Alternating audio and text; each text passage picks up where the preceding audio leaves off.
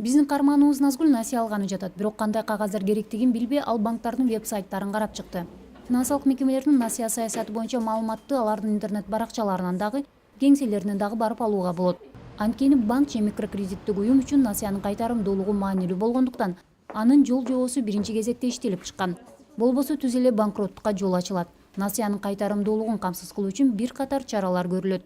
Чтобы обеспечить возвратность кредитных средств. Азыркы банк тутумунда насыянын кайтарымдуулугунун баардык жол жобосу иштелип чыккан. Акча берүүдө банк анын үстөк пайызы менен толук төгүлүшүнө ишениши керек. Процедур. Банк Назгүлгө насыя алуу үчүн биринчи кезекте өзүнүн төлөм жөндөмдүүлүгүн тактоо керектигин айтышты. Финансисттердин айтымында бул насыянын кайтарымдуулугуна негизги кепилдик. Все зависит от вида кредита. Допустим, возьмем самый. Сиз керектөө үчүн насыя алып жаткан болсоңуз, анда сиз кирешиңиз боюнча маалымдама алып келишиңиз керек. Аны иштеген жериңизден аласыз. Эгер сиз коммерциялык максатта насыя алып жатсаңыз, анда кирешеңизди, бизнесиңизди жана активдериңизди ырастаган иш кагаздарын алып келесиз. Аларда банк өз алдынча Назгүлдүн насыя алуу тарыхын текшерип баштайт. Кыргызстанда ишеним маалыматтык борборунда жергиликтүү банктардан жана микрокредиттик уюмдардан алган маалыматтар топтолгон. Бул жерде өлкөдө иш алып барган дээрлик бардык финансылык мекемелер бар. Ишенимдин өнүктөштөрү ар бир кардардын төлөмдөрү, кечигүүлөрү жана ал үчүн салынган айыптар жана башка маселелер тууралуу маалыматтарды жиберип турат. Андыктан сиз жок дегенде бир жолу насыя алган болсоңуз, сиз тууралуу ишенимге маалым. Кийинки тепкич бул насыянын кайтарымдуулугуна кепилдик. Ага кирөө кепилдик берүүчү тарап насыяны камсыздандыруу жана банктын кепилдиги кирет. Сумма выдаваемых. Мыйзамга ылайык кирөө насыянын жалпы суммасынын 120% түзүшү керек. Мисалы, эгер сиз 500 000 сом алып жатсаңыз, анда кирөө 600 000 сомго барабар болушу шарт.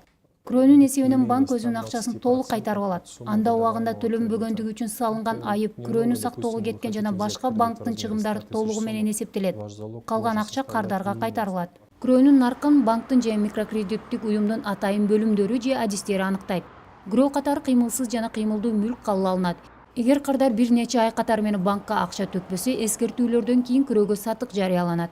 Мыйзам боюнча эки жолку сатыктан кийин дагы сатылбаган кирөө банктын балансына өтөт. Айрым учурларда кепил болгон тарап жетиштүү. Кепил болуу бул кредиттик мекемелерде кеңири колдонулуу чыкма. Кепил болууга тууганыңызды, досуңузду же юридикалык тарапты сурана аласыз. Банк кардарынын кепилчилик берип жаткан тарабы менен да келишим түзөт. Келишим адатта насыя келишимине чейин же аны менен чогуу түзүлөт. Айтмакчы, банк сөзсүз түрдө кепил болгон тараптын төлөө мүмкүнчүлүгүн текшерет. Банк келишим түзөөрдөн мурда кепил болгон жеке жактын айлык майнасын жана башка киреше булагын текшерет. Юридикалык жак болсо анын каржы көрсөткүчтөрү, активдерин карап чыгат. Анткени кардардын ордуна кепил болгон тарап насыяны толугу менен төлөп калышы ыктымал.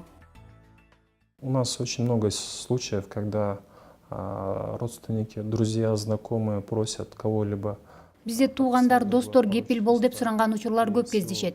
Сиз кепил болуу менен бирге насыя алган киши төлөй албай калса, анын ордуна айып жана кошумча төлөмдөрү менен бирге баарын банкка кайтарып берем деп сөз берип жатасыз.